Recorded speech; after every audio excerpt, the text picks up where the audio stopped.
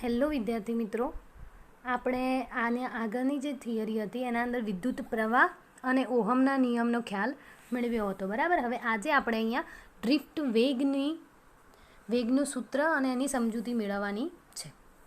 બરાબર. તો ડ્રિફ્ટ વેગ કોને કહેવાશે કે એવા ઇલેક્ટ્રોનની ઘસડાયેલી અથવા એકબીજાની અથડામણના સાથે જે આપણને વેગ મળે છે એને ડ્રિફ્ટ વેગ તરીકે ઓળખીએ છીએ. બરાબર. તો આપણે એની સમજૂતી મેળવીએ. અને એનો પહેલો પ્રશ્ન છે કે ઇલેક્ટ્રોનની ડ્રિફ્ટ ગતિ અને ડ્રિફ્ટ વેગ સમજાવો. કે ઇલેક્ટ્રોન ડ્રિફ્ટ ગતિ કઈ રીતે કરે છે અને એનો વેગ સમજાવો. અને વાહકના આડછેદના પદમાં તેનાથી વહેતા પ્રવાહનું સૂત્ર મેળવો. એટલે કે વાહકનો કોઈ આડછેદ હોય તો આડછેદના પદના અંદર વહેતા વિદ્યુત પ્રવાહનું સૂત્ર આપણે અહીંયા મેળવવાનું છે. બરાબર.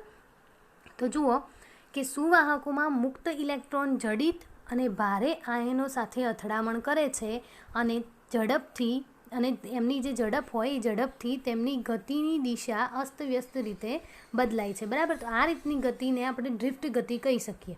કે સુવાહકોના અંદર જે મુક્ત ઇલેક્ટ્રોન હોય છે એ જડિત અને ભારે આયનો સાથે શું કરે છે? અથડામણ કરે છે. અને આ અથડામણના કારણે અને એમની દિશા જ કેવી બદલાય છે? અસ્તવ્યસ્ત થઈ જાય છે. બરાબર. અને અસ્તવ્યસ્ત રીતે એમની દિશાઓ બદલાતી રહે છે. જો સુવાહકના અંદર કેપિટલ N જેટલા ઇલેક્ટ્રોન હોય અને તેમાંથી I ઇલેક્ટ્રોનનો આપેલા સમયે વેગ એ VI હોય. બરાબર.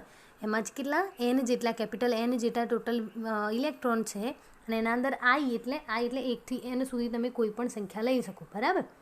એ ઇલેક્ટ્રોનના સમયે આપેલો જે સમય છે ત્યારે એનો વેગ ધારો કે VI જેટલો છે અને તો સરેરાશ ઝડપ 0 થશે. બરાબર. આ બધાની સરેરાશ ઝડપ શું થશે? 0 થશે. કેમ સરેરાશ ઝડપ 0 થશે? કારણ કે આ જે ઇલેક્ટ્રોન છે એ એકબીજા સાથે અથડામણ કરે છે અને અલગ અલગ દિશાઓના અંદર ગતિ કરતા હોય છે. અને અલગ અલગ દિશાઓના ગતિ કરતા હોવાથી એમનો જ્યારે આપણે સરેરાશ કરીશું એટલે કે સરવાળો કરીશું ત્યારે બધાનો સરવાળો કેવો ટોટલ સરવાળો આપણને શું મળે છે? 0 મળે છે. જેવી રીતે અહીંયા તમને આપેલું છે કે VI સમેશન VI એટલે શું કર્યું છે? અહીંયા બધા વેગોનો સરવાળો કર્યો છે અને સરેરાશ લીધી છે. કારણ કે જુઓ સરવાળો ભાગ્યા શું કર્યું છે? અહીંયા N. આપણે સરેરાશ શોધતા હોઈએ એટલે શું કરીએ? બધા જેટલા આપેલા હોય એટલા બધુંનો સરવાળો કરી દેવાનો ભાગ્યા એની કુલ સંખ્યા. તો અહીંયા આપણે શું આપેલું છે? અહીંયા જુઓ આ શું આપેલું છે? એનો ટોટલ સરવાળો આપેલો છે ભાગ્યા કુલ સંખ્યા. એટલે આપણને સરેરાશ ઝડપ મળે છે અને સરેરાશ ઝડપ આપણને શું મળે છે? 0 મળે છે. કેમ? કારણ કે ઇલેક્ટ્રોન છે એ અસ્તવ્યસ્ત ગતિ કરે છે એટલા માટે. બરાબર. એના પછી જો વિદ્યુત ક્ષેત્ર હાજર હોય, પહેલાં આપણે જે કન્ડિશન વિચારી એના અંદર વિદ્યુત ક્ષેત્ર નહોતું. બરાબર. હવે આનામાં અંદર કે વિદ્યુત ક્ષેત્ર હાજર હોય તો ઇલેક્ટ્રોનના કારણે ઇલેક્ટ્રોન પ્રવેગિત થશે અને ઇલેક્ટ્રોનનો પ્રવેગ એ આપણને એ બરાબર બળ ભાગ્યા દળના રૂપમાં આપણને મળે છે. બરાબર. હવે અહીંયા જ્યારે વિદ્યુત ક્ષેત્ર હાજર હશે તો વિદ્યુત ક્ષેત્રના કારણે ઇલેક્ટ્રોન શું કરશે? પ્રવેગિત થશે એટલે અમને પ્રવેગ મળશે. અને ઇલેક્ટ્રોનનો પ્રવેગ એટલે આપણે ન્યૂટનના ગતિના બીજા નિયમ પ્રમાણે F બરાબર ma ઉપરથી આપણે લઈ શકીએ. જો અહીંયા A છે એ પ્રવેગ છે, m એટલે દળ થશે અને F એટલે બળ. તો અહીંયા આપણે પ્રવેગને કરતાં બનાવીએ તો એ બરાબર શું થશે? F ભાગ્યા m. એટલે અહીંયા બળ ભાગ્યા દળ. બરાબર. તો આ સૂત્ર આપણને ન્યૂટનના ગતિના બીજા નિયમ ઉપરથી મળે. હવે અહીંયા શું લખેલું છે? બળની જગ્યાએ -e small e into capital E. બરાબર. આ કઈ રીતે લખ્યું? કે આપણે જે પહેલાં ચેપ્ટર જેના અંદર જે વિદ્યુત ક્ષેત્ર અને કુલમ્બ બળની થિયરી ભણી એના અંદર આપણે કુલમ્બ બળ F બરાબર શું લેતા હતા? Q into E. બરાબર. એમાં ઇલેક્ટ્રોન હોય તો -Q ઇન્ટુ E લેતા હતા. અહીંયા -Qની જગ્યાએ અહીંયા શું મૂક્યું છે? ઇલેક્ટ્રોન. બરાબર. ઇલેક્ટ્રોન છે એટલે -E અને વિદ્યુત ક્ષેત્ર કેપિટલ E. બરાબર. તો આ શાનું સૂત્ર છે? બળનું. તો અહીંયા બળની જગ્યાએ લખ્યું અને દળ એટલે m. બરાબર. તો આ શું મળે તમને? ઇલેક્ટ્રોનનો પ્રવેગ મળ્યો. કેટલો મળ્યો ઇલેક્ટ્રોનનો પ્રવેગ? -E ઇન્ટુ E ભાગ્યા m જેટલો. બરાબર. જ્યારે વિદ્યુત ક્ષેત્ર હાજર હશે ત્યારે ઇલેક્ટ્રોનના અંદર એ બરાબર -E ભાગ્યા m જેટલો પ્રવેગ ઉત્પન્ન થાય છે. અને જ્યાં -E એટલે ઇલેક્ટ્રોનનો વિદ્યુતભાર થશે અને m એટલે એનું દળ. બરાબર. હવે આપેલું છે અહીંયા કે ધારો કે I માં ઇલેક્ટ્રોનની અગાઉની અથડામણ t સમય પહેલાં ક્યારેક થઈ હશે આપણે એવું ધારી લેવાનું છે કે આઈ નંબરનો કોઈ એક કણ છે અને એની અગાઉની એટલે છેલ્લી જે અથડામણ છે એ ટી સમય પહેલાં ક્યારેક થઈ હશે, બરાબર. અને ધારો કે આ અથડામણ બાદ ટી આઈ જેટલો સમય પસાર થયો હશે, એટલે કે ટી સમય પહેલાં એને ક્યારે શું થઈ હશે, અથડામણ થઈ હશે અને એ અથડામણ પછી ટી આઈ જેટલો સમય પસાર થઈ ગયો છે. તથા અગાઉની અથડામણ બાદ તરત એનો વેગ કેટલો મળે છે, વી આઈ. એટલે આ જે અગાઉની જે અથડામણ, છેલ્લી જે અથડામણ છે એ છેલ્લી અથડામણ બાદ એને વેગ કેટલો મળે છે, વી આઈ જેટલો વેગ મળે છે. તો ટી સમયે તેનો વેગ એ વીટી જેટલો થશે, બરાબર. પહેલી જે અથડામણ છે એના પછી એને વેગ કેટલો મળે છે, વી આઈ જેટલો વેગ મળે છે. એના પછી ટી સમયે એનો અથડામણ છે એ વીટી જેટલો વેગ પ્રાપ્ત કરે છે, બરાબર. તો અહીંયા બે વેગ મળ્યા. તો આપણે જે રેખીય સુરેખ ગતિના નિયમો જે 3 સાબિત કર્યા હતા એના અંદરનું આ એક સૂત્ર છે, વી બરાબર V0 પ્લસ એટી. કદાચ તમને યાદ હોય તો 11મા ધોરણના અંદર આપણે 3 રેખીય સમીકરણ સાબિત કર્યા હતા ગતિ માટેના. તો એના અંદર એક સૂત્ર હતું વી બરાબર V0 પ્લસ એટી, બરાબર. તો અહીંયા વી બરાબર V0 એટલે આપણે શું લેતા હતા, પ્રારંભિક જે એની વેગ હતો એ. તો અહીંયા ટી સમયનો વેગ એટલે વીટી બરાબર V0 પ્રારંભિક વેગ. તો પ્રારંભિક વેગ અહીંયા શું લીધો છે, VI. તો અહીંયા આપણે VI લખીશું પ્લસ એટી, બરાબર. અહીંયા VI બરાબર તો શું મળ્યું તમને, 0 મળ્યું, કારણ કે આપણે જોયું કે પ્રારંભિક વેગ એનો સરેરાશ લઈશું તો એ આપણને શું મળશે, 0 મળશે.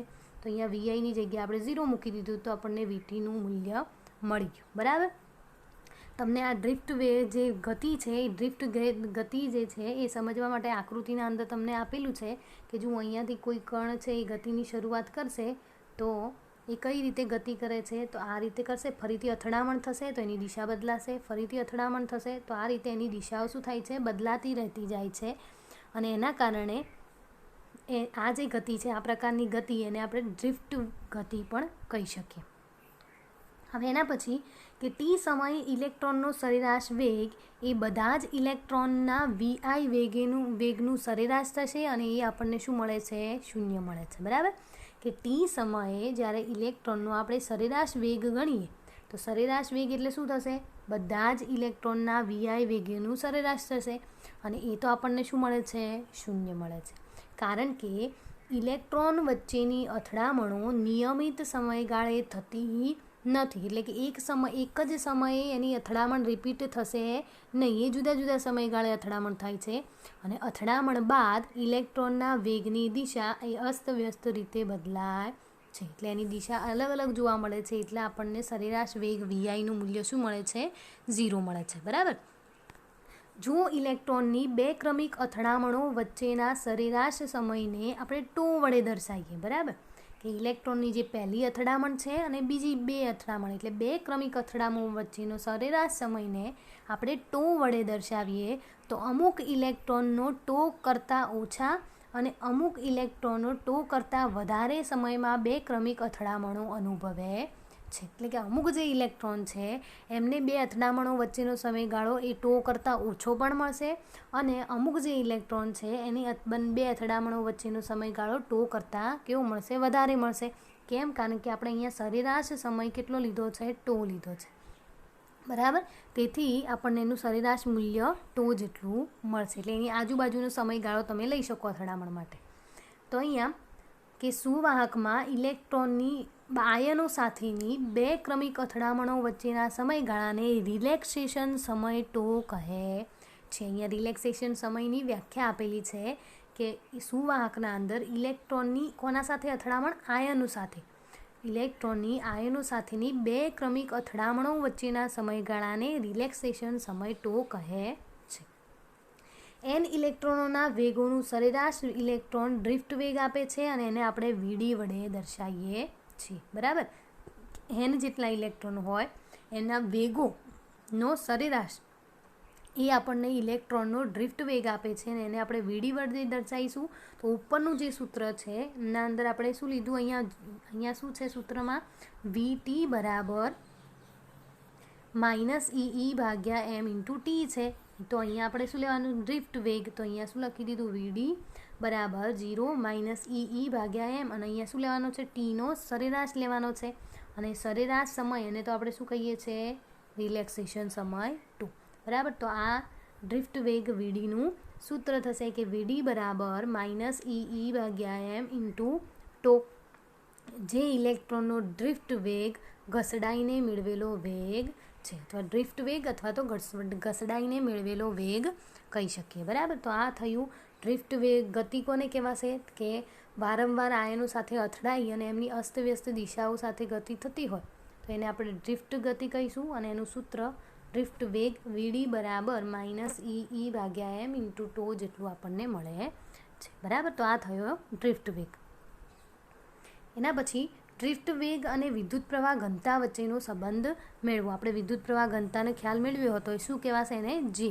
તો આપણે ડ્રિફ્ટ વેગ વીડી અને વિદ્યુત પ્રવાહ ઘનતા જે, આ બંને વચ્ચે સંબંધ દર્શાવતું સૂત્ર મેળવવાનું છે, બરાબર. તો જુઓ કે ડ્રિફ્ટને કારણે ઈને લંબ એવા કોઈપણ ક્ષેત્રફળમાંથી વિદ્યુત ભારોનું ચોખ્ખું વહન થાય છે. એટલે ડ્રિફ્ટના કારણે, ડ્રિફ્ટ જે આપણે આગળ જે જોઈને ગતિ, એ ડ્રિફ્ટ જે છે એના કારણે ઈને લંબ એવા કોઈપણ ક્ષેત્રફળમાંથી વિદ્યુત ભારોનું ચોખ્ખું વહન થતું જોવા મળે છે. તો આકૃતિ આપણને આપેલી છે એક, અને આકૃતિમાં સુવાહકના અંદરના ભાગમાં એક સમતલીય ક્ષેત્રફળ એ વિચારો. સુવાહક જે અહીંયા આપણને શું આપેલો છે, એક સુવાહક આપેલો છે, અને એના અંદરના ભાગના અંદર આપણે એક ક્ષેત્રફળ વિચારવાનું છે. કે ધારો કે અહીંયા આપણે ધારો કે એક ક્ષેત્રફળ લઈ લઈએ, બરાબર. અહીંયા શું આપેલું છે, ક્ષેત્રફળ સદિશ અને વિદ્યુત ક્ષેત્ર ઈ, એ બંને કેવા છે, એકબીજાને સમાંતર છે. સમાંતર મતલબ એક જ દિશામાં મળશે. કઈ રીતે? કારણ કે જુઓ આપણે આ શું લીધો, પૃષ્ઠખંડ, બરાબર. એટલે ક્ષેત્રફળ લીધું, પૃષ્ઠ અને ક્ષેત્રફળ એક જ કહેવાય.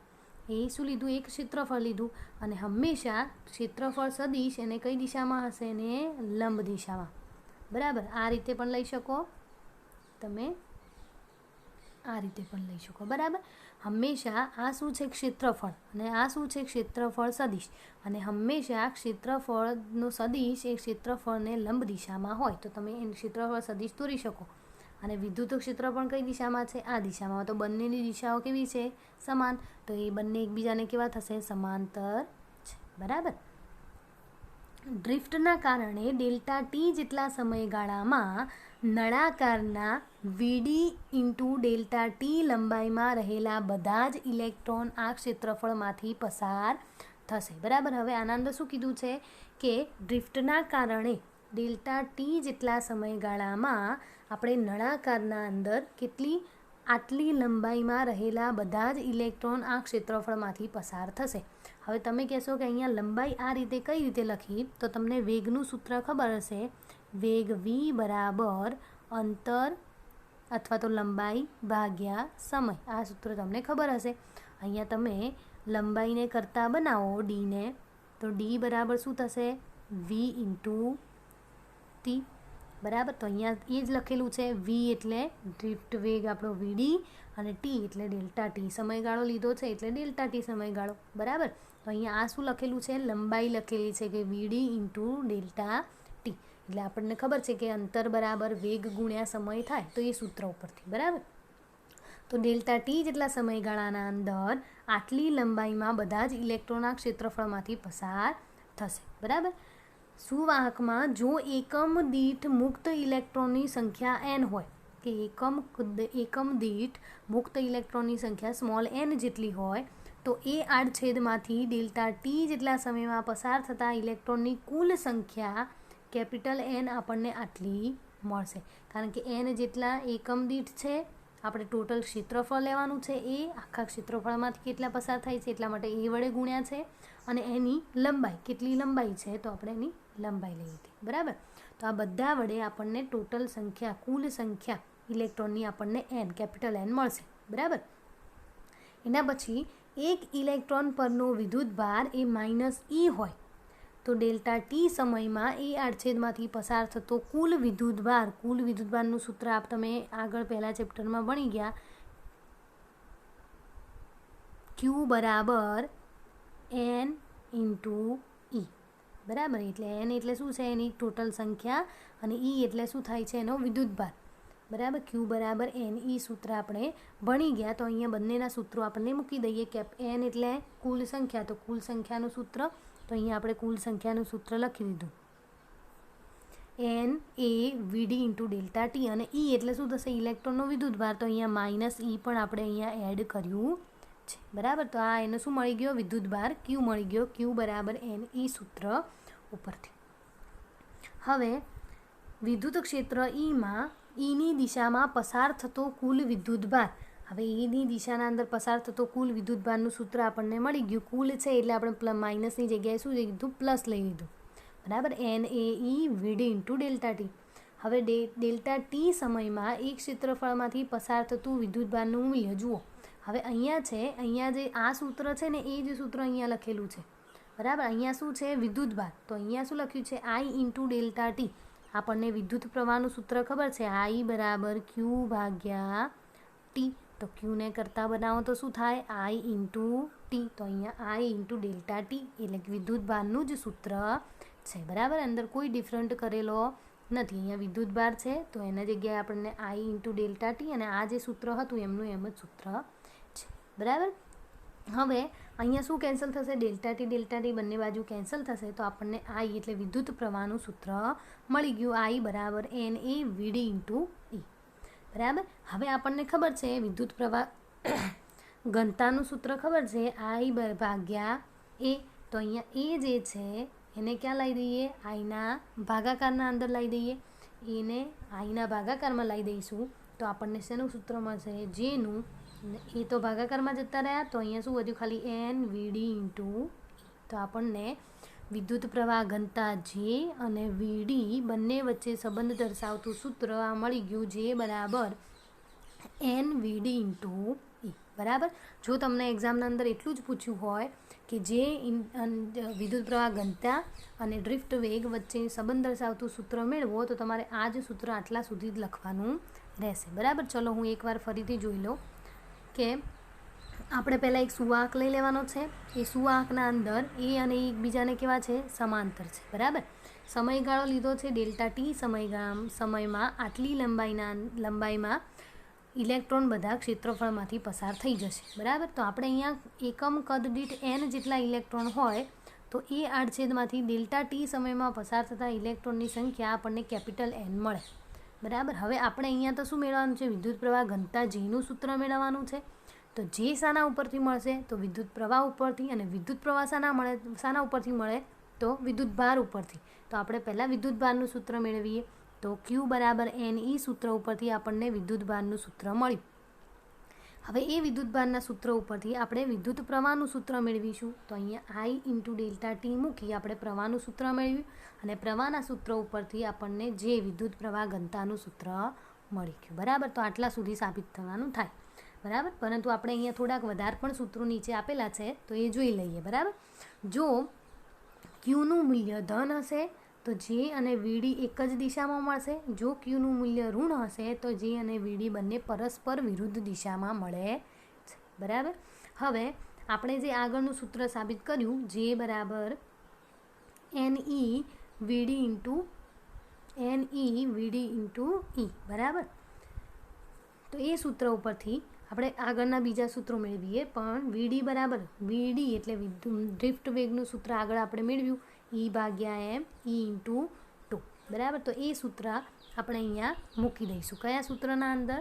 આ જે છે સૂત્ર છે જેનું સૂત્ર, એના અંદર આપણે વીડીની કિંમત મૂકી દઈએ. બરાબર. તો જેના અંદર આપણે વીડીની કિંમત મૂકીશું તો કઈ રીતે મળશે? જુઓ, જેનું સૂત્ર છે તો એના અંદર વીડીની કિંમત આપણે ડાયરેક્ટ મૂકી દઈએ. એન અહીંયા ઈ છે, અહીંયા ઈ છે, બંને ટોટલ કેટલા થાય? ઈ સ્ક્વેર ઇન્ટુ ઈ ટુ ભાગ્યા એ. બરાબર. અહીંયા ખાલી શું કર્યું છે? આપણે વીડી છે એ વીડીની જગ્યાએ આ સૂત્ર મૂકેલું છે. બરાબર.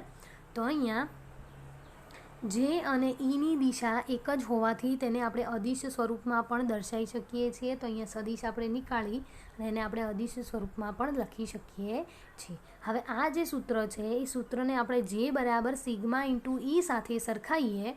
બરાબર. તો આપણને જે સિગ્માવાળું પદ છે એ સિગ્માવાળા પદ બરાબર આપણને આટલું પદ મળે. કયું? સિગ્મા બરાબર એન ઈ સ્ક્વેર ટો ભાગ્યા એમ. અને જો સિગ્મા બરાબર આપણે 1 ભાગ્યા રો મૂકીએ, સિગ્મા એટલે શું થશે? વાહકતા, અને રો એટલે અવરોધકતા, જે આપણે આગળ ભણી ગયા છીએ.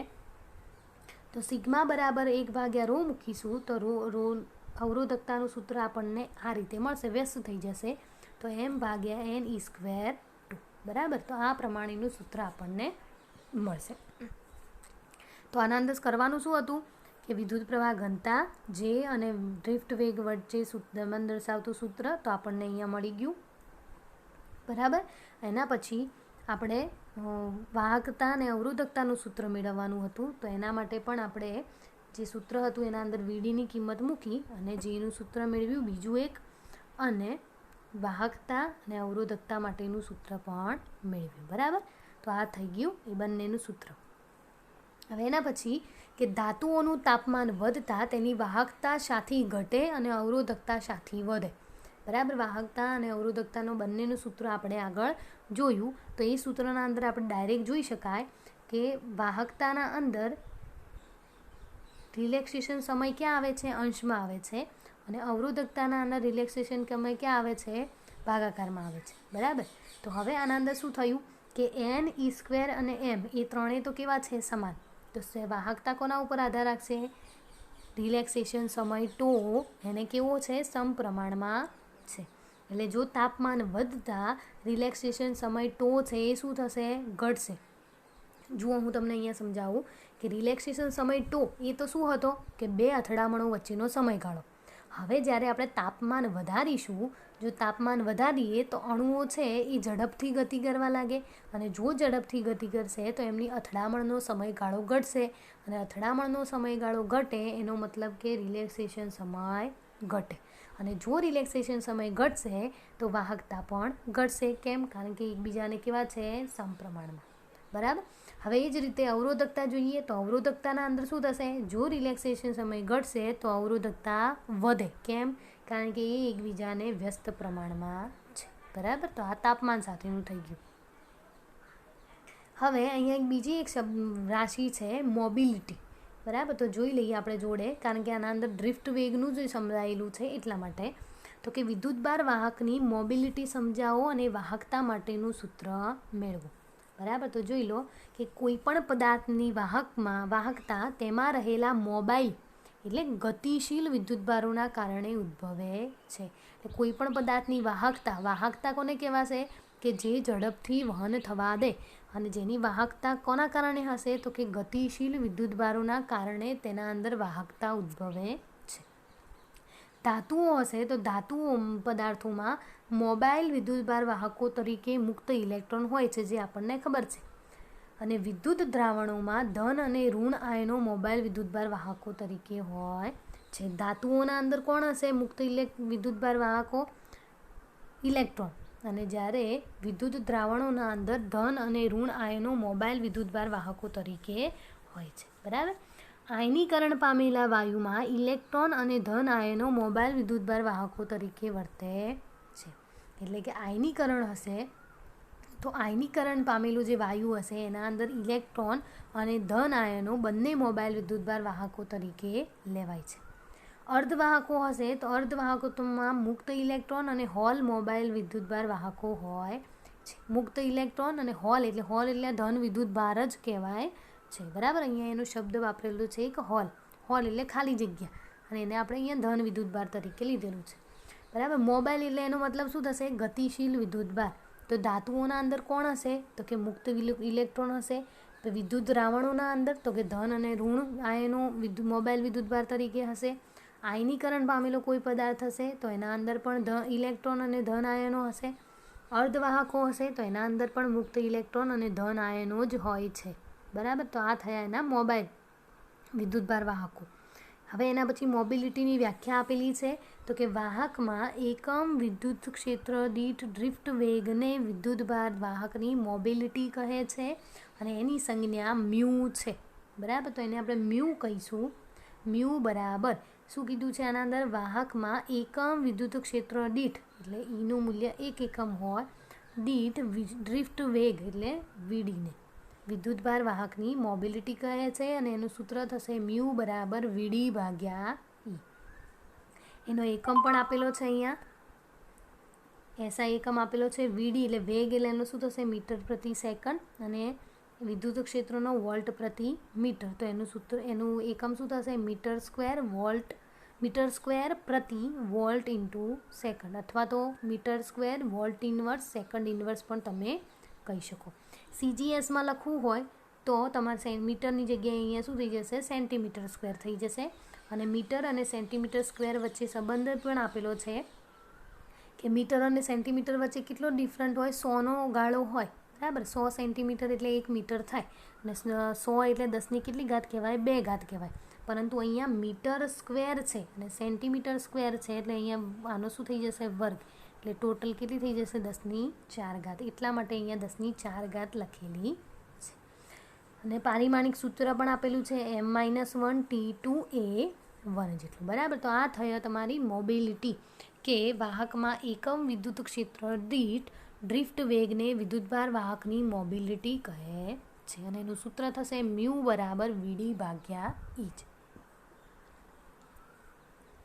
હવે રિલેક્સેશન સમય ટોના પદમાં મોબિલિટીનું સૂત્ર અને એકમ મેળવવાનો છે.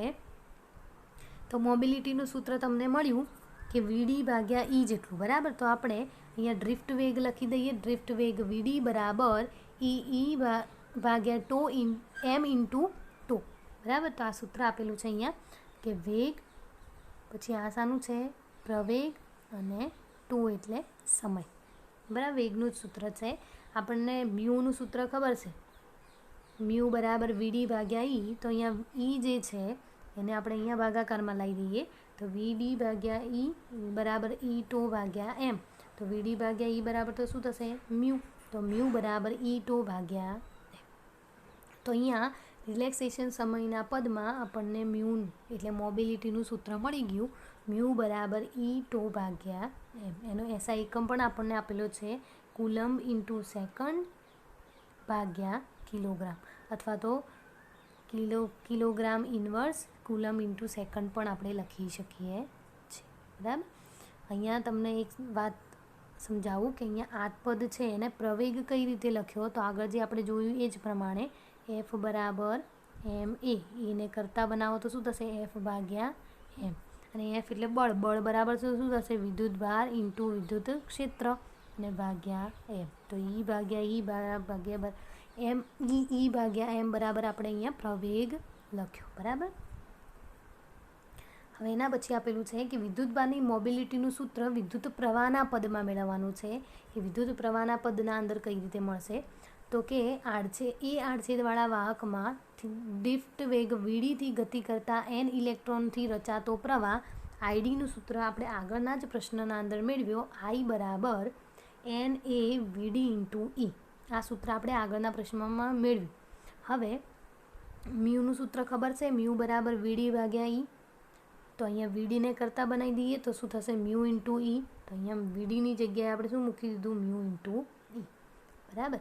હવે આપણે કોને મેળવવાનો છે, આ મ્યુનું સૂત્ર મેળવવાનું છે, મ્યુને કરતાં બનાવી દીધા, અને બીજું બાકીનું પદ છે એને ક્યાં લખી દીધું ભાગાકારમાં, તો આપણને સૂત્ર અહીંયા મળી ગયું મ્યુ બરાબર I/NA E ઇન્ટુ E બરાબર. તો આ થયું વિદ્યુતભાર Iના પદમાં મોબિલિટીનું સૂત્ર બરાબર. શોર્ટ ક્વેશ્ચન છે તમારે જાતે સોલ્વ કરી દેવા બરાબર. ચલો વિદ્યાર્થી મિત્રો આટલા સુધી રાખીએ.